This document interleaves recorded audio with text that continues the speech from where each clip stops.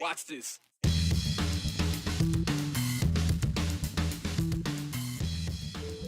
It's Friday. You made it through the week. Congratulations and welcome aboard. Ahead on the 208. Remember when a Meridian woman went to a closed park during the pandemic and asked Meridian police to arrest her? Well, if you thought that story was over, you'd be wrong. She's now suing the city for a big chunk of cash. We'll explain.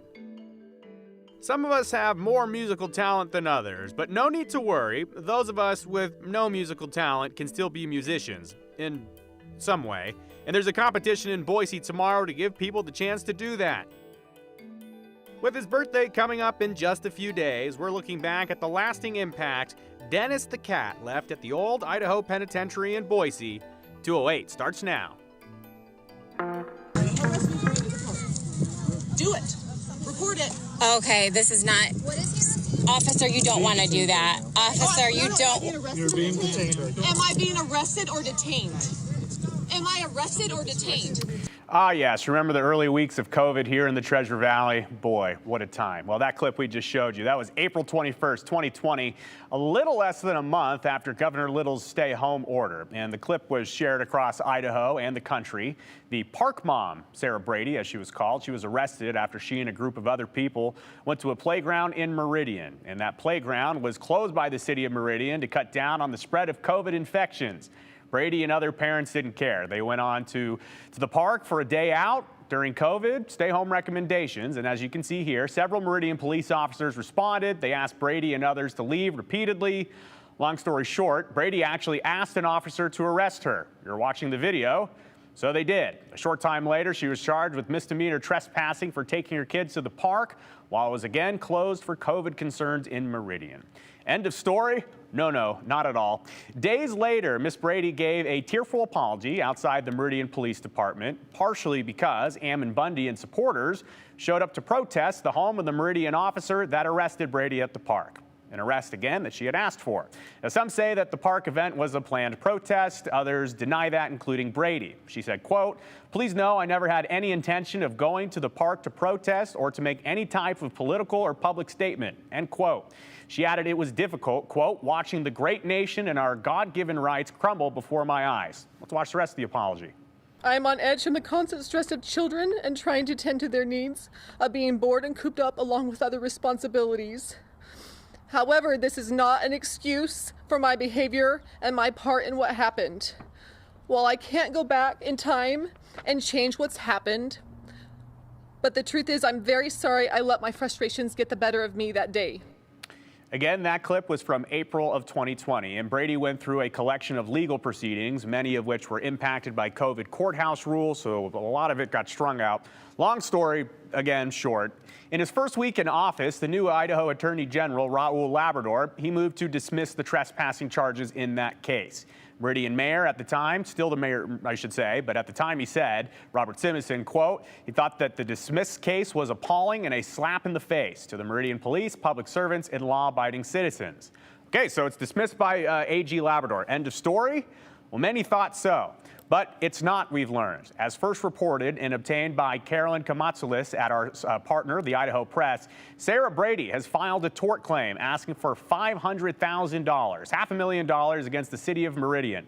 Tort was filed in late April. So to be clear, a tort claim is not a lawsuit, but it is a formal filing from someone who believes a wrong has been committed and they want to keep the option of suing open. So here is said tort claim. We'll take a look at it. Brady writes in quotes here, as you can see on the form, "I was unconstitutionally and falsely arrested while lawfully standing in a public park exercising my constitutional rights. I was then prosecuted for trespassing, which cost me tens of thousands of dollars."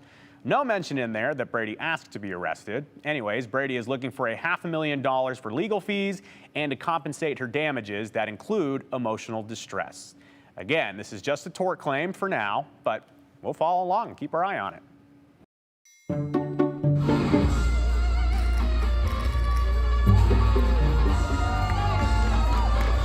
Wow. Did you know that there is a national air guitar competition? Yeah, you're watching a clip from it.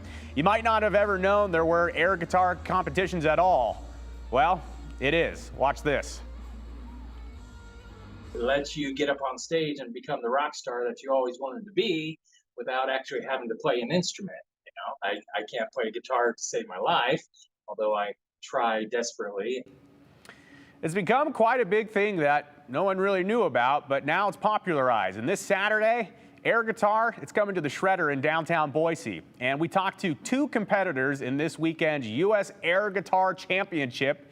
Ben Grin-Arrett Hamill has been around the competition since 2008, and Lloyd Stenhedge-Wema, who said he just walked by a bar one night and he saw an air guitar competition and he started to play. Now he travels the world, yes, the entire globe, to compete. They said you just go on stage and try to look like you're playing a real guitar. No experience necessary. The only rules: keep your song to 1 minute, no props, no groupies on stage, work the crowd, and make sure you have airness. Airness, which is the hardest thing to define in air guitar, what airness is, but you know it when you see it. Once you get on stage and play, you become part of this amazing community that's very supportive.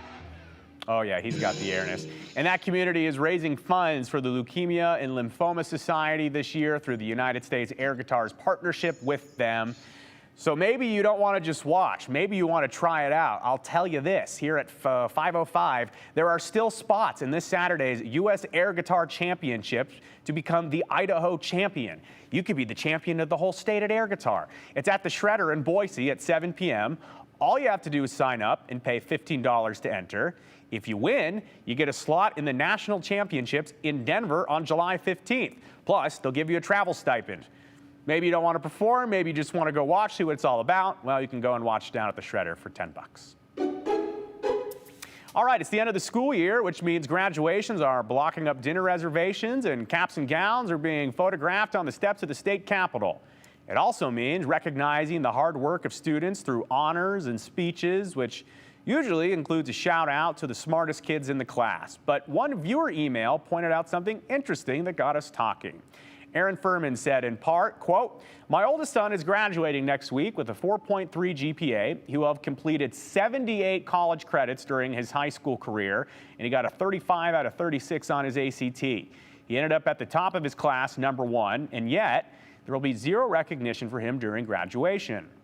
Went on to say, in part, West Ada School District has decided not to acknowledge academic achievement by recognizing or awarding valedictorian, and the speakers for graduation are chosen by a student vote, so there's no opportunity for him to get recognition that way either, as he's not in the popular crowd, says the email. So first and foremost, Aaron, congratulations to your son, who seems to be doing better than all of us, even if he's not in the popular crowd. And to be honest, nobody on this show was either in high school. But it did make us wonder, what's this all about? So we did reach out to West Ada, and it turns out Aaron is right. West Ada hasn't had a valedictorian since 2010. But per district policy, the cream of the crop is still honored in a different way. 2 students from the top 10 percentile of the graduating class are asked to give addresses during graduation. The graduating class will vote for the top 2 with administrative approval. So, student still has a chance to get a speech, and a better one than the other 90% of the class. And if he isn't picked, his academic achievement will be displayed through cords signifying differences in high-achieving GPAs, and a stole for an associate's degree or students who are getting their diploma. So congratulations to your son and everybody graduating this year. We're very proud of you.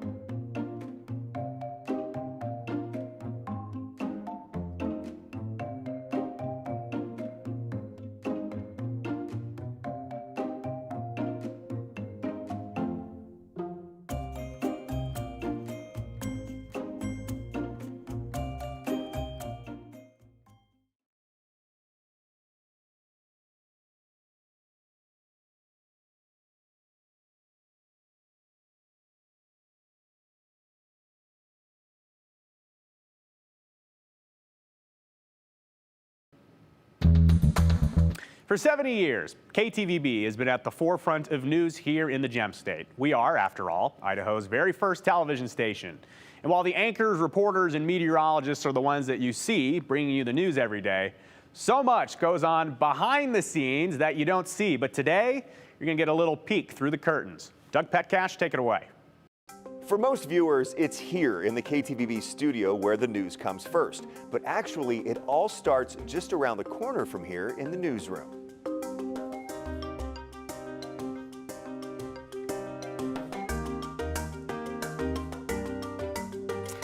It's here in the newsroom, and no, this is not a backdrop. This is our actual newsroom. And just about every story starts here. And it starts every morning at exactly 9:37. Okay, let's meet. A tradition started by KTVB's first general manager, Bob Kruger. All meetings, parties, any KTVB function starts on the 7s. For a while, we even did weather on the 7s. Any announcements before we get started? Reporters, anchors, producers, editors, everyone gets together to go over what's happening that day and to pitch stories. So I filed a public records request yesterday to get all of the applicants between December and April. If you didn't know, and Gary and I have looked at this, the state of Idaho public record has everyone's salary. And we were doing this yesterday as a 208. And it looked like there was someone that was being paid $4.6 million. So it drew a major red flag. It's an extremely pressure-driven, deadline-driven environment. Everybody is on deadline, everybody. And different deadlines too, because there's different newscasts. People are running in and running out, and it's noisy, there's a scanner going. People scrambling to make broadcast time every day, all day long. It's just a totally different environment than what most people work in. But the newsroom hasn't always been so vibrant. Tom Brokaw called it disgraceful. Yep, that Tom Brokaw. It was drab, industrial, even austere. Tom came in 1988 and took a tour of our newsroom, and it was a pretty lousy place to work. So when I was first hired, one of my assignments was to remodel the newsroom. Which he did. And it's undergone several remodels since KTVB moved into its current building in 1971. 5 minutes the update. 5 minutes the update. Even the famous NBC chimes make their appearance multiple times a day. But not everyone is here to hear them. That's because they are working out in the field. I'm Allison Uten at the Kennedy Space Center with a special presentation. You go out with a photographer and you would shoot your stories. And depending on the decade, those stories were shot on different recording devices. Film, 3/4-inch tape, beta tape, VHS tape, and these days they're shot on a digital SD card. When I arrived here in '75, it was before portable videotape, so we were all shooting film. So you go out with your sound cameras and shoot your story, then you have to come back, put it in the film processor, which was always a gamble. Get it out of the processor and then physically edit, splice the film together. And then this was all assembled on the air live. I mean, when it came time for your story, they're running this film chain, they're running the B-roll, they're putting the super slide up, everything comes together live on the air, if you're lucky. And we weren't always lucky. As the decades went on, editing became more mobile. Depending how far away the story is, oftentimes I would have a playback machine on my lap in the car with headphones on. And then again, depending on how long the drive was, I might start scribing the actual story.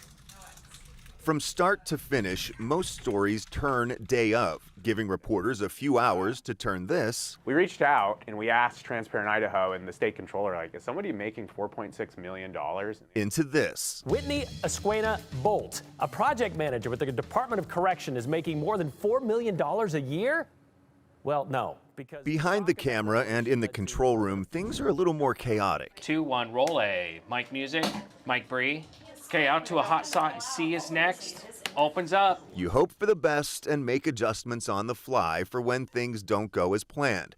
Because if we're being honest, no package. No package. They rarely do. Go on cam. Or we're on cam. We're holding. How do we get the prompter? Hold on. There were times when the prompter would go down like every other show. I'm going to drop 4 and then I'll move it to the cut in. But you had to be prepared for it. you know, you had a plan A and a plan B, and if you had to go to plan C, that might be, let's go to commercial break. Mike, Doug. But the show must go on because the news comes first. Stand by 4. Turn. Take 4 up. Stand by A. 5, 4, 3, 2, 1, out.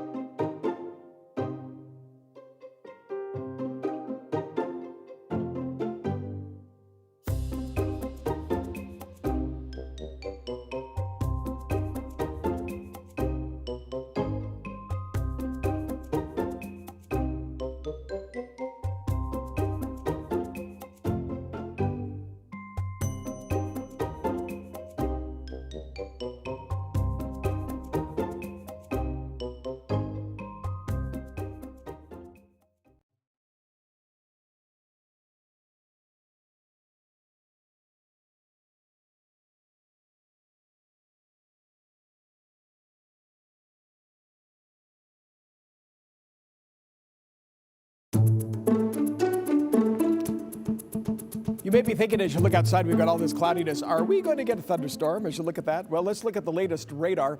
Twin Falls has really been getting the thunderstorms this afternoon. They've had some severe thunderstorms, some hail that has been in some of these storms, as well as lightning strikes, you can see west of Gooding and also just east of Twin Falls. It's letting up just a little bit, but I think they have more coming down. Here in Boise, it's been pretty mild, as you can see around the area.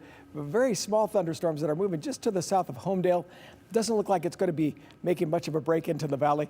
And when you see coming in from eastern Oregon up to northern sections of Idaho, up toward Cascade, there could be a few thunderstorms in some of those locations. That'll be for tonight, so that's why we have it as a slight chance. Thank you, Rick. Wow, there's a birthday celebration this weekend at the Old Idaho Penitentiary in Boise. It's for a cat called Dennis, and he spent 16 years as the unofficial pet of the prison. Now, Dennis likely got his name from the prisoner who snuck him in, but the name of that prisoner, we don't know. Maybe you do. Who knows? What is known is the impact left by a long-haired tomcat, and we learned more about him in 2021 ahead of what would have been his 69th birthday. It started as the Territorial Prison in 1872, a rather rough house in those early days. But by the early 1950s, the Old Idaho State Penitentiary had mellowed, mostly, but it was also expanding. We're working on building number 4 house and the maximum security building. Number 4 house, number 5 house were built by the prisoners just like all the other buildings. And so there was unrest surrounding the amount of work that they had to do and the small amount of leisure time that they had. I would expect that any sort of distraction was welcomed. Exactly. A welcome distraction and a bit of levity in a place, doesn't have a lot of levity. Enter Dennis the cat. In June of 1952, a prisoner serving a life sentence smuggled the black tomcat into House 2. Sure, there's a no pet policy, right? Absolutely. I mean, they had been keeping him secret. They had been keeping him hidden. They'd been sneaking him snacks, sneaking him food. Of course, it wasn't long before the guards discovered Dennis, and then the warden got wind of him, who would only allow Dennis to stay if the convicts could keep their cool. A caveat that didn't carry on too long, because Dennis knew to make friends with the right people. You know, the guards became attached to him. All of a sudden, they're opening gates for him. All of a sudden, they're, letting him in and out of the site, letting him come and go as he pleases, which any other resident of the site would not be able to do. Cats in this clink was not a new thing, but the others were here on a labor detail to keep mice out of the dining hall. So what makes Dennis so special? What makes Dennis so special is the fact that he was referred to more as a pet than a mouser. There's plenty of affection for all the other cats, but Dennis was seen as more of a comfort animal. He lived in the barber shop rather than the dining hall.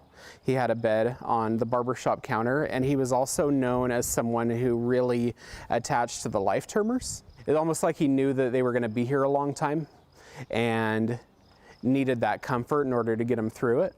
And Dennis was here a long time too. 16 years, as the legend goes. He was born on May 30th, 1952, and passed away on May 30th, 1968. The inmates honored Dennis with a full-fledged funeral. And according to the prison newspaper, there wasn't a dry eye in the yard. No one was joking around that day. No one was making a snide comment about the amount of reverence they were treating this. Which is why every year on May 30th, they continue the annual custom of commemorating a dead cat. Why keep this story alive, like by celebrating a birthday of a cat?